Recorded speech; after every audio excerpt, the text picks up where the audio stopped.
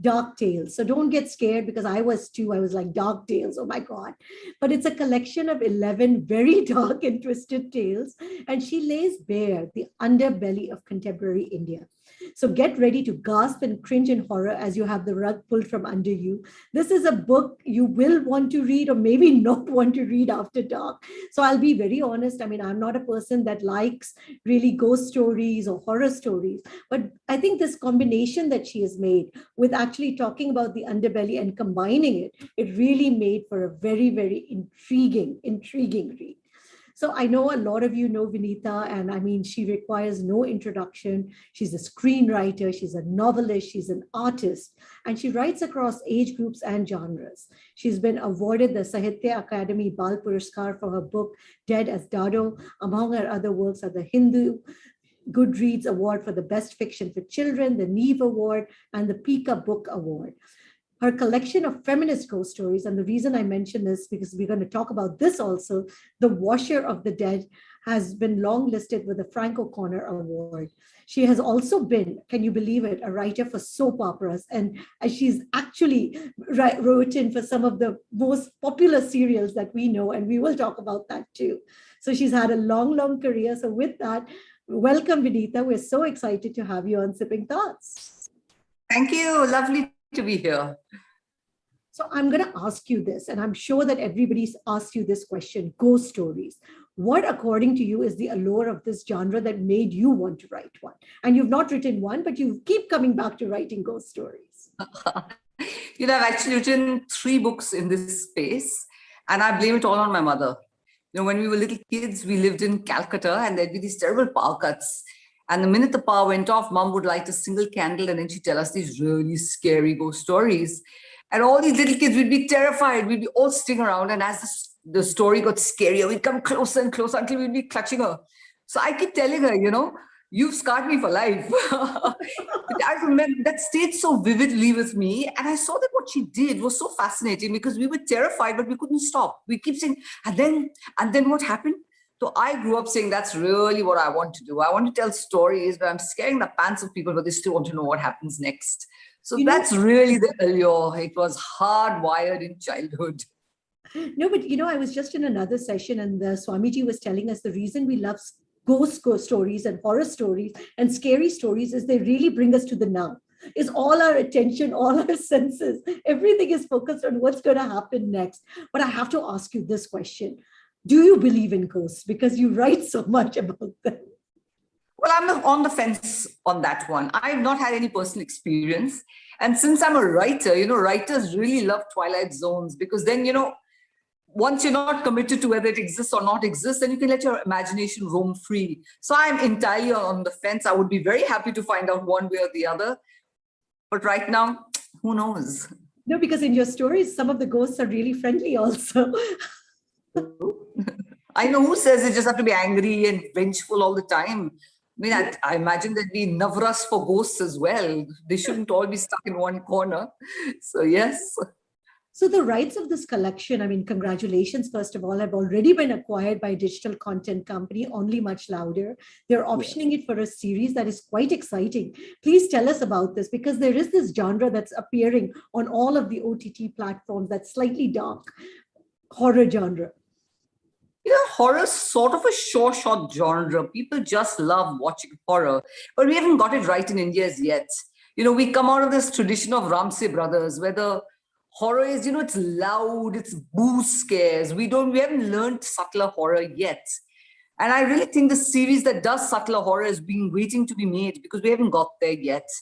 And I'm really excited that this has got picked up, because now we have a chance of doing that.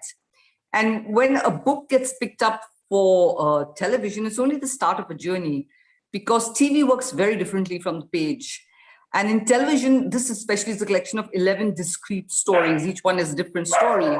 And you can't do that in TV, because you don't want people to watch one and then not come back for the next. So there has to be a hook that, kind of holds them for every single episode. So you have to create a framing story. So that's what I'm working on right now. The most famous framing story is actually 1001 Arabian Nights, where she tells a story every night to the king. So I have to find the equivalent, why do people gather around and start telling scary stories? So I'm working on that. And I'm really hoping that with this book, because it's got such a contemporary Indian setting, we can bring that to the series as well. It's very contemporary. It takes up issues that all of us know, all of us recognize, all of us remember. So I'm hoping we can bring that kind of grittiness to the series as well. So horror stories are scary enough, but in Dark Tales, you not only combine horror in terms of ghosts and stuff, but you combine also political and social horrors. So, combining this, how did you come up with this idea? Because I would say that ghost stories were scary enough, but now it has this social ills that make it even more twisted. I really took a look at what scares India. I wanted to scare all of India. I said, we're going to write a bunch of ghost stories. Someone from South India should read them and get scared as much as someone from North India. And so I took a look at the things that have scared us as a collective nation, what has stuck in our subconscious. And for me, that was really the headlines that had scared me. For example, there's the Nirupaya case, which I think for every woman is the most terrifying thing that could possibly have happened, because you imagine yourself in that situation. There was the Upkar cinema where people, Delhiites will remember this well. They went to watch a movie and ended up being burnt alive. And then there was the Nithari case. India is just so full of horrors. Our headlines are so horror driven. So I took the stories that had really captured the nation's imagination, and then I built a level of supernatural over them. So the idea was really to make it a double whammy. So not only are you getting supernatural, but you're also getting a space that you already know and which has already terrified you. And it also tied in with something that I really like to do, which is social and political commentary. I find that scary stories are a very powerful tool to say things. Like one of the first stories ever written in this horror genre is Frankenstein. And Frankenstein is social commentary. It's about man trying to play God and creating monsters. And Frankenstein gets remade every 5 years because it's relevant even today. And so I said, let's use the genre. Let's use the strength of the monsters that we can create in the genre. And through those monsters, we can say things. So that's what I did. No, and I'll tell you, most of your stories will make you question a lot of things that which we live by. And you're so right, because the situations are so familiar to us. But some people may feel that scary stories may not be appropriate for young adults. And how dark is too dark? Is there a line? I find this really hilarious, because the first genre that children are introduced to when they're very, very tiny is the horror genre. I mean, what happens in Cinderella? Her wicked sisters cut off their toes, they self-mutilate. What happens in Snow White? The queen asks for her heart to be cut out of her chest and brought. What happens in Hansel and Gretel? It's a story of cannibalism. You see, fairy stories deal with the darkest fears that children have. And it is through these stories that children learn to deal with these fears. That's one of the key reasons why we started with stories, because we started off as cavemen around a fire, looking over our shoulders in the dark and wondering what's there. And we told stories to get past that fear. So this is a very fundamental reason that scary stories are read. They help us deal on the page with fears that we have in real life. So when parents say, oh, we don't want our children to read scary stories, I'm like, they've been doing that from the time they were 2 years old. I think what you need to do is choose age-appropriate scary stories, because you don't want them to be so scared that your poor child ends up wetting their bed or ends up scarred for life. So certainly choose age-appropriate stories, but the horror genre is a very powerful genre that really helps children cope with a lot of their inner fears. So I would say don't shy away from it. Just make careful and good choices. Now, I'm going to come back to this, The Washer of the Dead, that you have written. It's said it's a collection of feminist ghost stories. The concept intrigued me. What is a feminist ghost story? And are you a feminist? And what's a feminist ghost? Well, that was written several years ago, and I was a very fiery feminist. Now I'm a humanist. I've decided I'm a humanist. But at that point, I was really angry. And especially, again, it was newspaper headlines. You open the paper every morning and some woman's been burnt to death. Woman's been hacked to death. Woman's been killed by her husband. Some woman's had acid flung in her face. I mean, it's a series of unending horrors. What we do to our women in India is horrifying. And I really wanted to speak out about this. I wanted to speak out about domestic violence, about all kinds of things. But I had worked in television, and television taught me that you can't yell at people. There's no use yelling at people. Nobody listens. What you have to do is get them to listen. You have to entertain them and then make them think. So I said, what is the most gripping genre I can think of? And it was ghost stories. So I said, let's do that. So Wash of the Dead is a collection of ghost stories, but each works as a ghost story itself. But they all tackle much deeper feminist issues. And hopefully they don't just scare you to death, but they also make you think. So But yeah, even that, this that, book, that's the formula. even Dark Tales really makes you think. But I've got to come back now to your TV career, because they say you ran away and you decided that you could no longer be a slave to the Saas Bahu soaps. You've done Jesse Koi Nahi. I mean, of course, we've all watched that, and you wrote the award-winning soap Trakal. So I'm sure there must be much more to that story than just running away. Well, it was, I just kept getting, suddenly Ekta Kapoor happened. We had such great television in India. You remember Tamas. I mean, you remember Nukkar. We had really great television. And then along came Ekta Kapoor, and along came the daily soap, and it became a factory. And I just couldn't do it. I said, look, I'm a single woman. I've fought and survived. And the last thing I'm going to do is tell women, please accept it because it's your sanskar. Please be a Bharatiya Nari and hold together your entire family. Doesn't matter if your husband beats you. I was like, I can't do this. So I ran away. I literally ran away. I was sitting in this traffic jam in Mumbai, and it was raining and it was so ugly. And I said, okay, I've had enough. And the next day I left. I went to Goa. I searched for a place and I was gone. And in fact, I did Jesse Koine after I'd run away, because Sony called me in Goa and said, would you like to work on a show? And I was like, no, I'm done. They said, okay, let's show you 2 episodes. And it's an adaptation. It's based on a series called Betty La Fée. So they showed me 2 episodes and I was like, wow, this I can do. This makes sense to me. This has a subtext, a message that I can stand by. So I came back to do Jesse Koi Nahi. So I used to live in Goa I Monday. loved her, but I do agree at the end she also got very typical. I quit. You can tell the point at which I quit. Suddenly when it started getting TRPs, they wanted to extend it. And I said, you can't do that because, it works because it is a finite soap. And to extend it, they started adding all the soapy elements. And I said, okay, I quit again and I'm going. And I went back to Goa. So, yeah. But I can see that from your personality, because you cover so many social ills. And I'll tell you, when I was reading The Last Local Home, like you said, because it is the Nirupaya case, really hits a nerve, because it's really eerie for a girl to be alone. And just the thought of it and the way that you've captured it. But that was my most hitting story. But please tell us, which one is your favorite? And do tell us something about it. I think my favorite is The Lost Children, which is based on a Nithari case. And I think it's my favorite because I responded so much to that news story. It broke my heart. All these dozens of children who were vanishing, and when their parents went to the police station, nobody would write a case because they were the children of the poor, and the children of the poor don't matter. It was heartbreaking.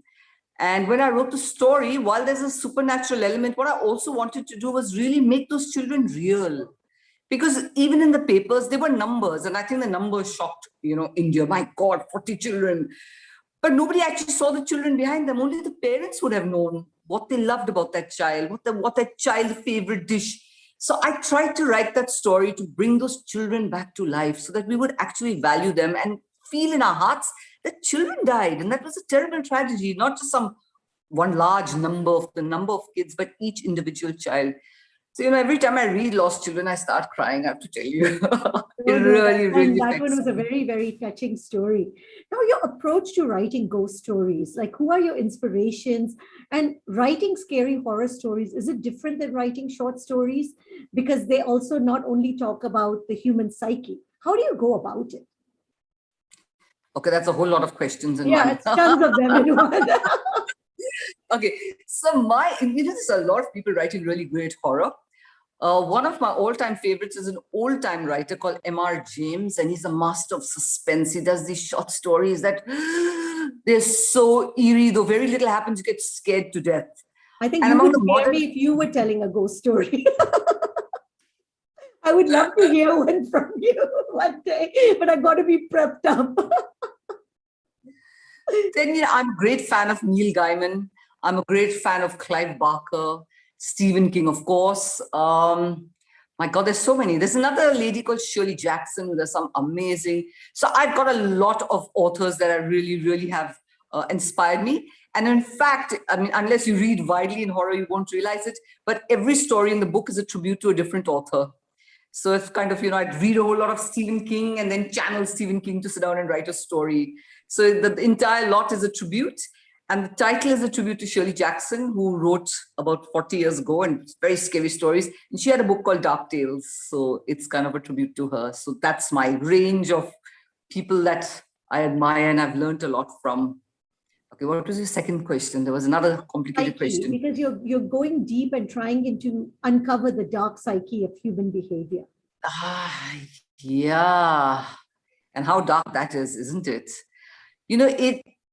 It never fails to amaze me that no matter how dark a story I write, something will happen in real life that's much darker.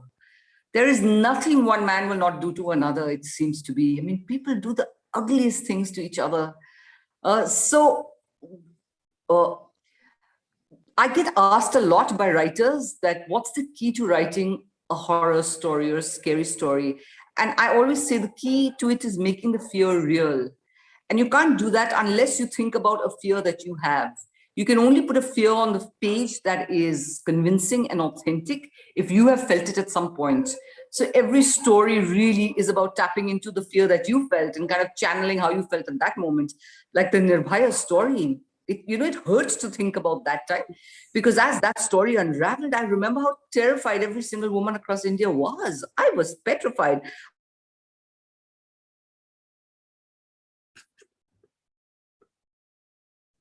Daughter, and I was thinking, oh my God, did this actor have that? Tap into the authenticity of that fear and then put it on the page. Otherwise, it's constructive fear. Constructive fear is kind of like boost scares. Those really don't get people. So if you want to really scare them, you first have to scare yourself. That's the tough part about writing horror. Now, I'm going to ask you this because we're in the Netflix generation and everybody is turning to watching, and reading is becoming, even some feel, a lost art. How do we develop this reading habit in kids? I've been writing several books for Scholastic, and Scholastic every year does a reading survey where they look at why kids read and how do you get them to read more. And every single year, their survey comes up with exactly the same answer. Parents who read have children who read. It's as simple as that. So if parents are now prioritizing phones and spending their time on the phone rather with a book, a child will prioritize a phone, because children value what they see valued. So if you want your kids to read, you have to read. There is no shortcut to this.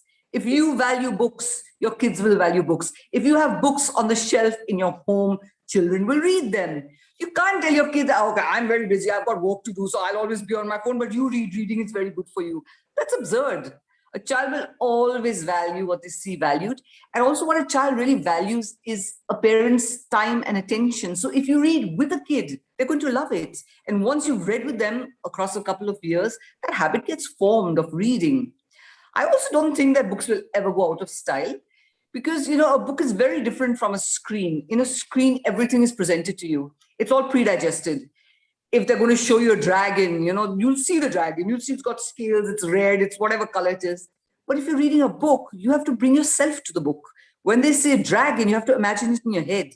So that's a really interesting thing about books. Books are the ultimate interactive module, because you have to bring your experience, your understanding, your fear to the book. And therefore, it becomes a very moving experience. So I don't think books will ever go out of style. But kids who haven't been exposed properly to books don't know the book experience. So they're accepting the screen experience as the ultimate experience. But get them a good book, get them an age-appropriate book, read it with them, discuss it with them, and you'll have a reader. Beautiful, beautifully said. Now, you're a screenwriter, you're an author, you're an artist, and now Dark Tales is going to be made. Now, so some part of you, are you always also wondering how will you translate this into the screen? Not really. I'm really lucky that I've had a very long apprenticeship on the screen as well. And these are two entirely different kinds of writing. And I find that if I'm writing books, I can't write screenplays. I actually have to stop, take a couple of weeks off and get into a screenplay frame of mind. And the other way, if I'm writing screenplays, you can't write a book because screenplays are very external, books are very internal. So they're completely different. They're completely different beasts. I find a lot of writers who write books and try to go into screenwriting find it very tough. For me, because I had to earn a living, and the only way to earn money at that point when I stepped into the business was television. So I got nice and rigorous in television. So I'm lucky enough to have learned both sets of skills and to be able to switch from one to the other. And now, of course, everybody's going to die to hear, what are you working on next? Is it a ghost story? What is it? What is next from you? So there's this genre called urban mythology, which I've been very interested with. Which urban mythology basically means you take an everyday city and you add a layer of something to it. For example, Harry Potter's urban mythology, because Harry Potter's everyday London, and then suddenly there are magic and wizards in it. So I've reinvented Vikram Vetal, and Vikram is a police officer working in Delhi. Vetal is a Siamese twin who's been separated from him, and they start to investigate cases that happen in Delhi. Now, Delhi is an ancient city. It's 7 cities built one after the other. And there are things left behind in those cities. So side by side with modern India and modern Delhi, there's a Churel left over. There's a Yaksha left over who's living in a tree. And these are all scary stories, but told as police procedurals. These are cases that he takes up. Suddenly, everybody in an entire area in Delhi is having strange dreams. And then when he explores that, he discovers that the yaksha of the area is unhappy, whatever. So what I've basically done is taken modern day Delhi, filled it with ghosts, and added a layer of a policeman in it. It's quite exciting, huh? It's police meets Delhi meets ghosts. Very, very exciting. I mean, I actually enjoyed Dark Tales quite much. Like I said, it made me think, because more than, of course, you had the ghost, but I think the social commentary was really what I think captivated my attention, because each of the stories made me also remember the horrors that we have actually witnessed, gone through, read about. So thank you, Venita. Any last words before we close for today? Oh, keep reading. We authors are nothing without readers. If you guys don't read, we have to shut shop. So please just keep reading. It doesn't matter what book, just pick up a book. Well, thank you. Thank you so much. And I hope you enjoyed this. And please do pick up Dark Tales. Like I said, you will remember all the stories, and it's a very, very interesting twist on all of